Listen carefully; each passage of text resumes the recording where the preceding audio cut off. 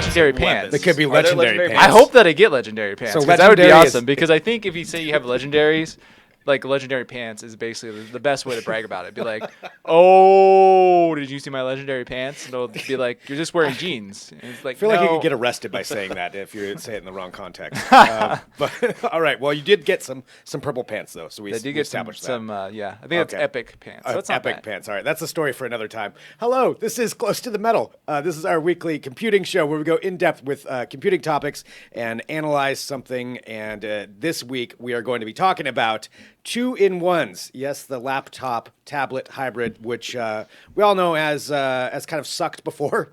And so we're going to talk about that and go through and review some ones that are coming out this year, and then talk about maybe the upsides, the downsides, some recommendations. We want to hear your questions and your comments as we go through here. So, of course, if you're watching live on YouTube, go ahead and hop in there, and you can leave those there. If you're watching afterward, you can leave them afterward. If you're listening via podcast, you can always email us and tell us, no, you're wrong about this, or you're right about this, or whatever it is you want to do.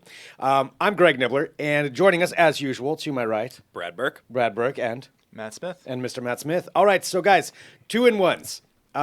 These have not been a popular choice for a lot of people for a long time. They have kind of sucked. And maybe we can get into this before we get into the reviews and talk about the ones that we have here. Matt, maybe you can tell us all why they suck. Yeah, well, I mean, actually, I think the history of the 2-in-1 is kind of hilarious when you think about it, because it goes back to, I don't know if everyone would remember these, but like back in 2008 or 2007, like there were some of these like little computers where they'd have like kind of a keyboard either to the sides of a screen or like below it. Maybe like a 6 to 8 inch display, usually like a trackball sort of thing for a pointer, and they'd run Windows. And like the idea was people were trying to get like these mobile like highly portable computers you could use on the go. But they were awful because like the processors were slow, and Windows like is not built to run. Yeah. Well, it was not at the time built to run on that sort of screen. But like people like wanted that, you know. I mean, the idea is great. Yeah. But the problem is it's just, well, it's always hard to put a lot of processing power into something that's small, right? Like that's always a challenge. More recently, you know, Brad's got his own example, but for me, one of the systems that kind of exemplified the problems was the Lenovo Yoga 3 Pro. Okay. Which was like a big deal when it came out 2 years ago. It had this watch band hinge, which was very like slick and fancy and rotated 360 degrees. It was thin and light. It had Intel's new Core M processor, which they've since backed away from because it didn't work out so well. But you know, it was just like Lenovo had put everything they could into it. Yeah, like they made it like thin and slick and luxurious. But the problem was it wasn't very quick, and the battery didn't last that long because it was thin, so it didn't have a big battery, you know. And the graphics were awful. You could hardly run anything 3D graphics-wise on it. Which that's always a big complaint about this yeah. graphics. So, you know, like it wasn't like a terrible system, but like it clearly was not. It was expensive, and it clearly wasn't meeting what people wanted out of the 2-in-1.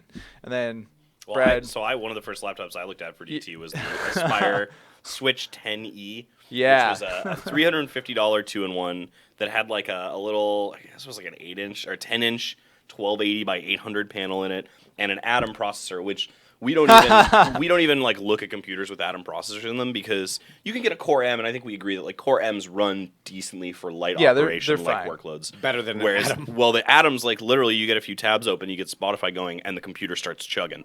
Like they're really slow. And we don't even look at computers with them anymore just because they are mostly unusable. Like even for people like, oh, I just want to browse the web and watch Netflix. Like, yeah, I don't get an Atom. But this one especially, you know, they had this thing where it was a really light keyboard and a heavy tablet, right? So you could pop it out of this little magnetic holder. And if you put it, you know, like you set it down and you tip the screen too far back, it was too heavy and it would flip over backwards. Yeah. And then it would, once it did that, it would extend all the way and then it would stay like that. So even if you put the keyboard back down, it would flip backwards again. Yeah, it yeah. was And just a this lot of them constant, would do like- that. Like, Yeah. that was a common problem. You'd be like sitting there trying to type and like you press the spacebar too hard. Yeah. And it just like rebounds off your lap and boop. Yep. It's on the floor. And then that's like, yeah, so they had a few problems. Well, and I think that's all of those reasons are definitely valid for why people have not enjoyed 2-in-1s as much over the last years. But we have some ones now, so that's why they've sucked in the past. But it seems to me, as you guys were saying this, that they've finally started to improve. And we've got 3 here that we're going to take a look at. These are 3 that are coming out for this holiday season that you can look at. So we'll kind of give an overview of these and talk about why they're good, maybe where there's still downside, and just go through each one. Do you guys want to go start with one of these? Let's start with the HP that's on top here. I'm Okay. going to close your... Yeah. So this is the Surface Book HP there. Spectre. So, and these 3 systems we're going to talk about today are probably, I think... I mean, I could be forgetting something, but I think these are like the big 2-in-1 releases for this year. So we have the HP Spectre X360.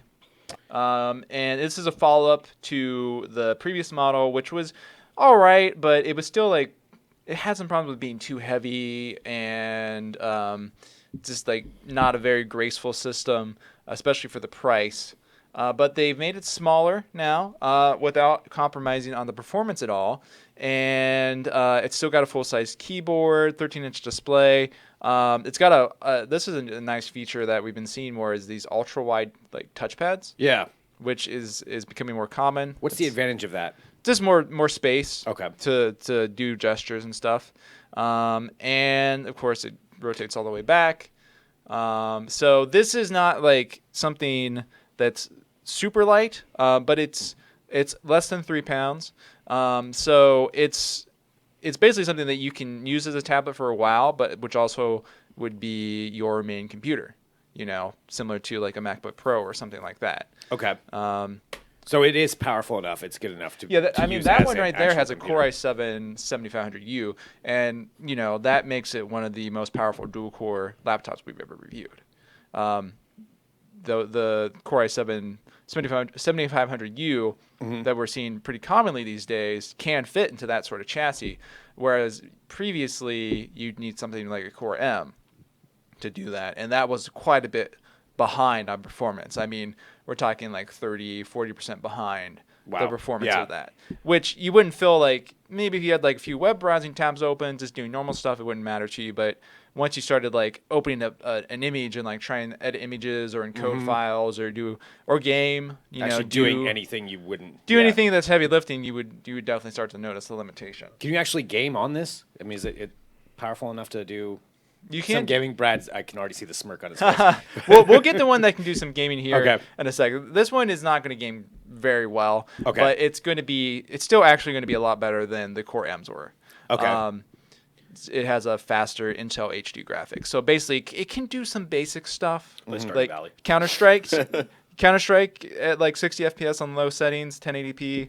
Like you can do that. And for some people, that's enough. It's not going to play Deus Ex. Yeah. The new Deus Ex game or anything. If you're playing like like that. indie games or something, you could Yeah. get away with Yeah, it. yeah. Okay, and that's the HP Spectre that we're talking about there. So again, let us know if you have any questions or comments as we go through these. Taking a look now at some of the ones that are out for especially this holiday season if you're looking to get a 2-in-1. So we've got the HP Spectre. Which one do you want to go to next? The Go to the Lenovo. Lenovo. Lenovo Yoga 910 Yeah, is this one. and we just put the review up for this one. This is actually kind of like a successor to the Yoga 3 Pro, which addresses a lot of the concerns and it kind of goes a different direction with it. I'm not sure offhand about the size of it compared to the Yoga 3 Pro, but I think it's probably not much thinner or much lighter. But the difference is this has a very powerful processor, just like the HP, has a very fast hard drive. It has a 4K display.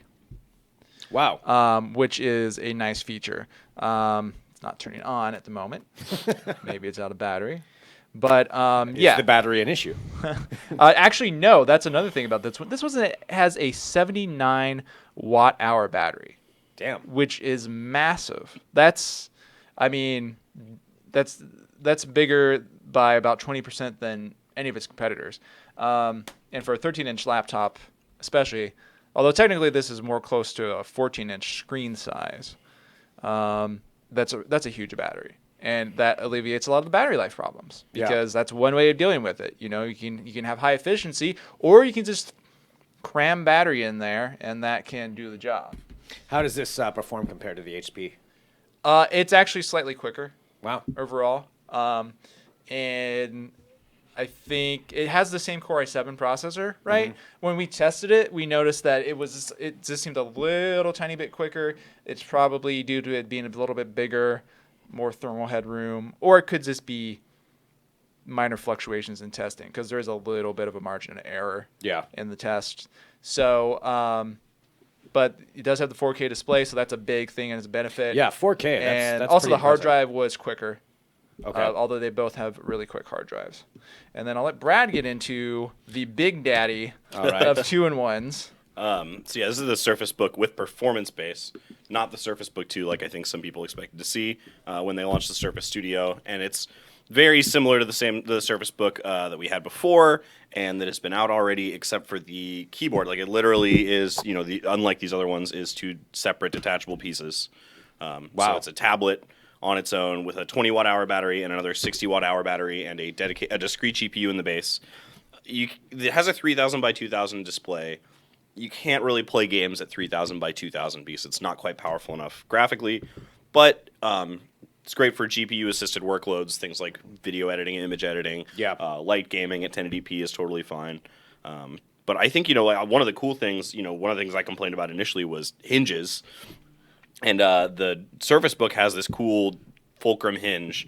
But more interestingly is the way it attaches because you can actually set this down on it, and once it locks in, you can just pick it up by the screen. Wow.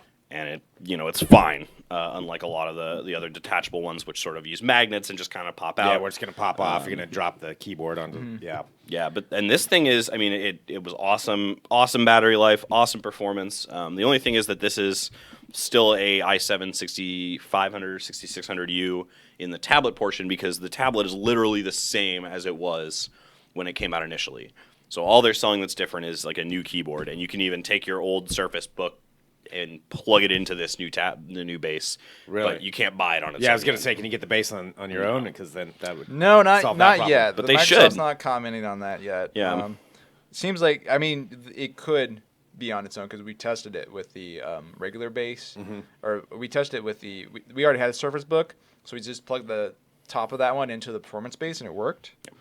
Wow. But they don't sell the performance base on its own yet. So okay, and so get your friend to buy one, and then when they're not looking, you could swap them out. Swap it out, and they'll have no only idea. Slightly different looking. It's got like a little bit of a bulge. It just makes sense. Totally get away with it. That's it. Absolutely do that. So the Surface Book, all 3 of these are out here this winter that people can pick up. What do they compare? Just before we get into some more details on them, price wise, any estimate on that? Which one would be probably the more expensive? The HP is the least expensive, starting at just a tad over $1,000 for the base model. That's still going to get you some pretty impressive hardware. Mm-hmm. The 256 gigabyte solid state drive, Core i5 processor, and 8 gigs of RAM. Okay.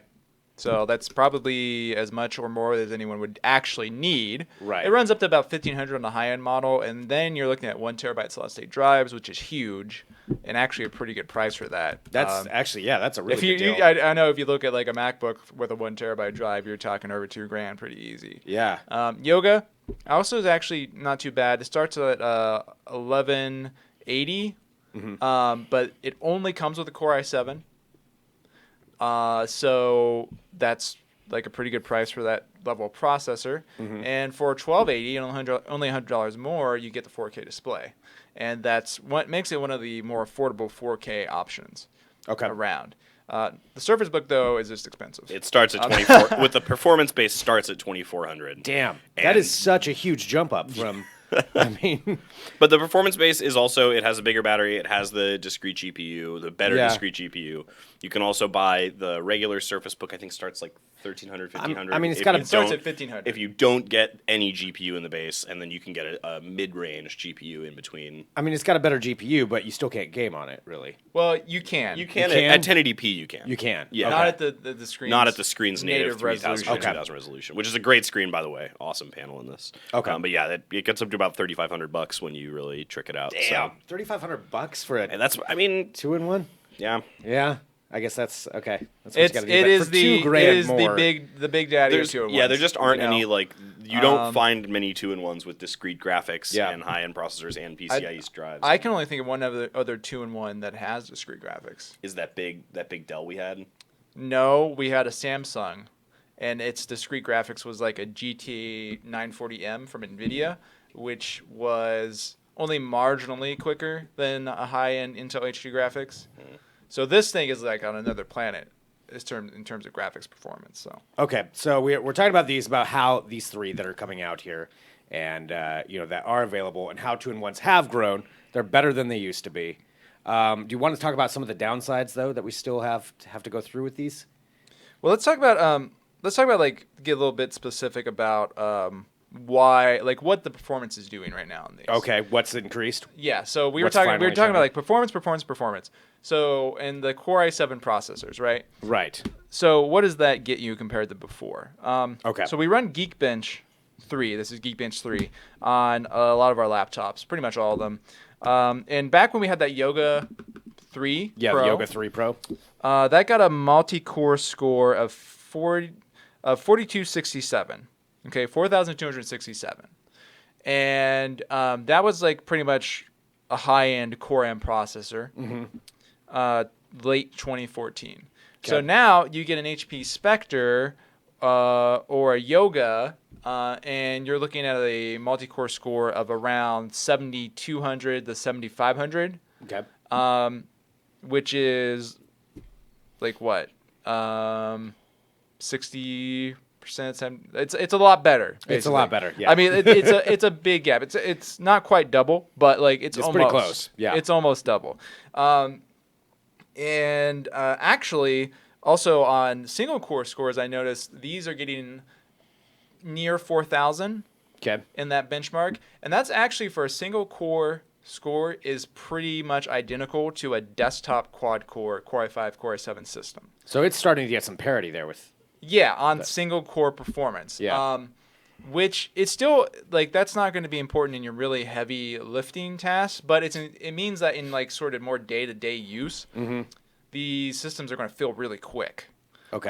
They're going to feel as quick as your desktop would because a lot of day-to-day use apps like your web browser tend to only really stress one, maybe two cores, and they don't really take much advantage of having 4 cores and whatnot. So that is, and the point being is like when you're getting these 2-in-1s now, you're not making a sacrifice. Yeah, that's kind of what it sounds like. Because versus before, you lost Yeah. so much on these. I mean, like you can go and buy a standard laptop like a Dell XPS 13, which is our favorite laptop overall. But if you buy that standard laptop as opposed to a 2-in-1, you're not doing it for performance. Because it's the same. So It's why not any would quicker. you at that point? Why wouldn't you just go for the 2-in-1? Well, because the I guess we'll Dell get to the XPS downsides. 13, for example. Yeah, we'll talk about more Okay. on downsides, but basically it's smaller and lighter. But Okay. but yeah, like you're not making that sacrifice anymore, and it's the same thing in battery life. Yeah, that used to be a big sacrifice. Yeah, because the batteries in these are as big as they are in laptops, so they perform like high-end laptops. They're not less anymore. So you are able to, if you just get a 2-in-1 and you're like, I'm going to use it like a laptop for a lot of the time, you're not really losing anything like you used to be. All right, so battery life is now on par. So everything sounds like it's becoming more on par with Yeah. a standard laptop. And then you get the bonus that it's also the 2-in-1. And they've also figured out the design too, because that's like Yeah. they've started really sorting out like how do you make a hinge that works properly, how do you make a detachable tablet that works properly.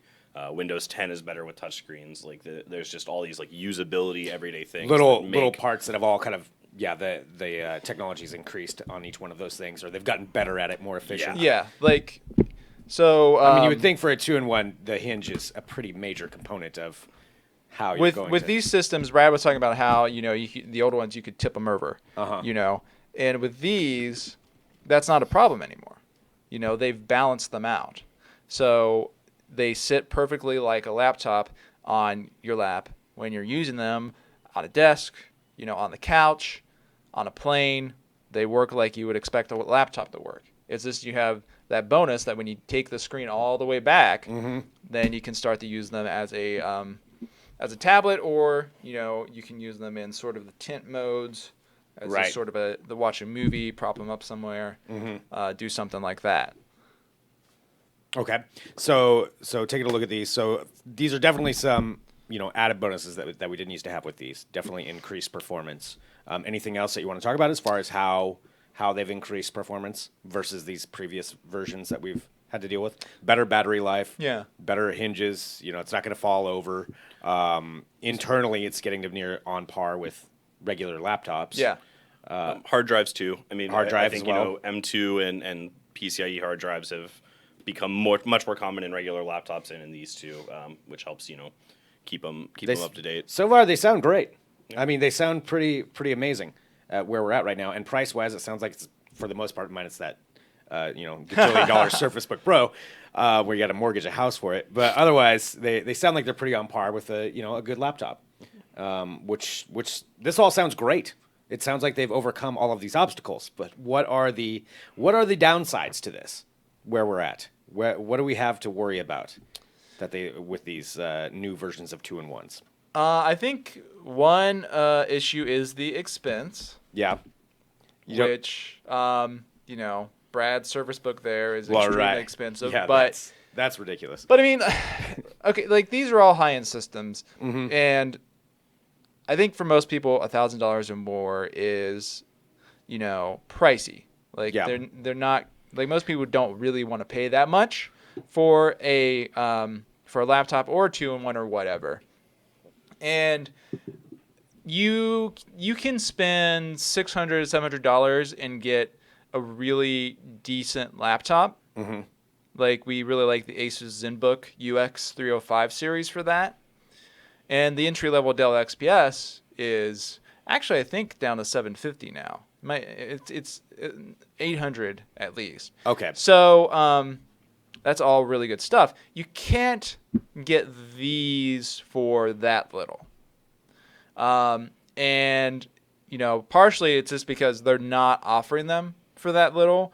Like I said, these have Core i5 and Core i7 processors. Yeah. So theoretically, like if they had used a Core i3 processor and like less RAM and a less sophisticated hard drive, you could probably get the price down. Okay. But these are all kind of targeted as like luxurious systems, something special. And the 2-in-1s that are more affordable right now, I think they still suffer from some of the problems that we talked about them having in the past. Because we have tested some of these more affordable 2-in-1s, and they tend to be the performance, I think, is pretty good in a lot of cases these days, but battery life is not great, and they also tend to be pretty heavy and pretty thick. So that's definitely one issue you got to navigate. The other problem is that they're most like something you got to realize when you're buying a 2-in-1 is you're mostly getting a laptop first. Yeah. Right, and then you're just getting the bonus is that would be a tablet on top of that. Yeah. So you think about the Spectre X360, it's quite light at I think like 2.8 pounds. It feels very light in hand, but as anyone who's used a tablet knows, that's really heavy for a tablet. Yeah. And also a 13-inch screen is really big for a tablet. So it feels kind of awkward. Like you're not going to be having this in bed, reading something because, you probably drop it and break your nose. But I mean, if that's right. But I mean, if that's all you want it for, why would you go for something like this anyway? You just go for a, yeah, you just have to be tablet. conscious of that. Now, yeah, like Brad's for a Surface lot less Book money is something that's a little bit different because you can take the tablet section off entirely. And that makes it lighter and a little bit easier to use. But a lot of these are the kind where you just fold the keyboard over, so you're not losing any weight. Yeah. When you use that as a tablet. So it's still going to be heavy. So the weight is an issue if you're more tablet focused on this. Probably not a big improvement. I would say my most common use case for the touchscreen tablet aspect of this is I have a dock at my desk with a monitor and external keyboard and mouse. And oftentimes I'll flip the screen and set it on the keyboard facing away from me. That way I have somewhere to like jot notes or tap on something really quick if I want to over here, and have my workspace, with a keyboard and mouse over there. Okay. So it's just kind of it's a form factor versatility, but I would say this one's nice. You can hold it and write on it. The pen, it's got a really great pen with like 1,000 levels of pressure sensitivity, so you can write and draw and take notes, and it works really well for that. But yeah, it's a laptop, most of all. I mean, that sounds like just for the tablet side, you're just using it as an ancillary, like, oh, well, I guess I've got this here. I mean, I can use it to press some buttons every now and then. Other than that, it's not really even being utilized. Yeah, well, I don't know. I was really, when we first reviewed the Surface Book, I really was not sold on the touchscreen thing. I was like, this is not really necessary. You have a keyboard and mouse. Why would you use the touchscreen? It's sort of an afterthought. And using it over, months, however many months I was using that one, I really came around on it, and I started to use it more. I started to write things more, and if I'm browsing the web, I'll reach up and scroll by dragging the screen and tap on links and things. So it's become much more part of my workflow, just having it.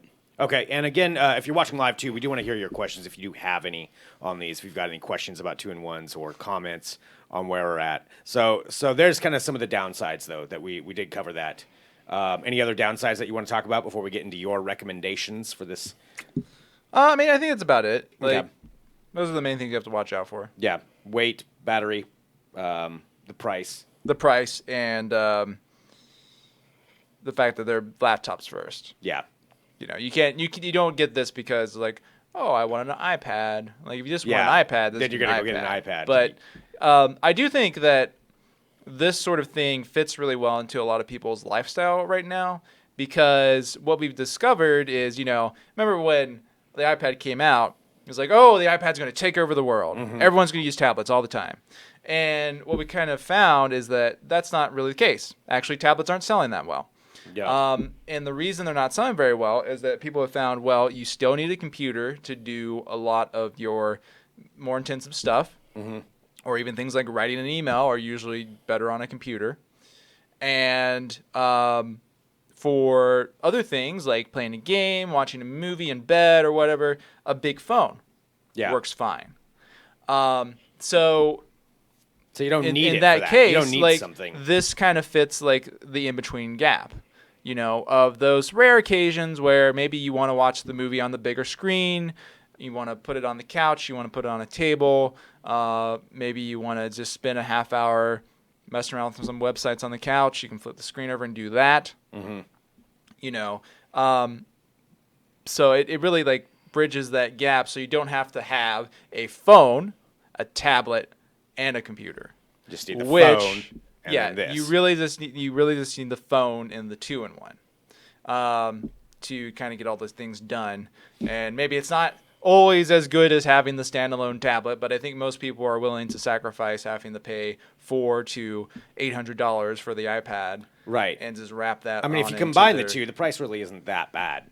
I mean, like if you were to go like, I want a tablet and I want a laptop and I want a phone, these things are like $200 more, maybe $300 for like the Yoga, more than a good laptop, which is easily less than you would pay for a good tablet. Yeah. Plus you don't have to drag the extra thing around. Well, let's talk about this as we kind of get towards the end of this. Like, let's talk about your recommendations. Like, so we've got these three that are coming out, this winter, this holiday season, that are going to be at the top of the line as far as the 2-in-1s. What do you recommend? Matt, do you want to go first, or Brad? Who would like to go first? Come on, Brad. It's expensive. I really like the Surface Book. We got one in for review. Though. Well, that's for like the fully tricked out version. We got in the more basic version when we first reviewed it. And I didn't think the GPU is much to write home about there, so I think the integrated would be fine. But it's It's a really nice system. It's really versatile. And even, despite, I always kind of joke about, like, I can't quit this Surface Book because the first one had a wish I lot of could quit firmware issues. It really had a lot of, like, you would close it and it wouldn't go to sleep, or you'd open it and it wouldn't wake up again. And, that's annoying. and I had all these issues with it, but I kept using it because I think the screen is beautiful. You're addicted. The touch screen is great. It really is. Like, it's a nice system. Can't It's quit really you. versatile. Yeah. And the performance bases, I mean, having one is super awesome. But, I use it, if with the regular one, I use it and, I'll flip the thing around and play some Hearthstone on it and browse the web and not worry about having a keyboard, if I'm just like sitting there on the couch. So I do get a lot of use out of it, more so than I thought I would when I started using it.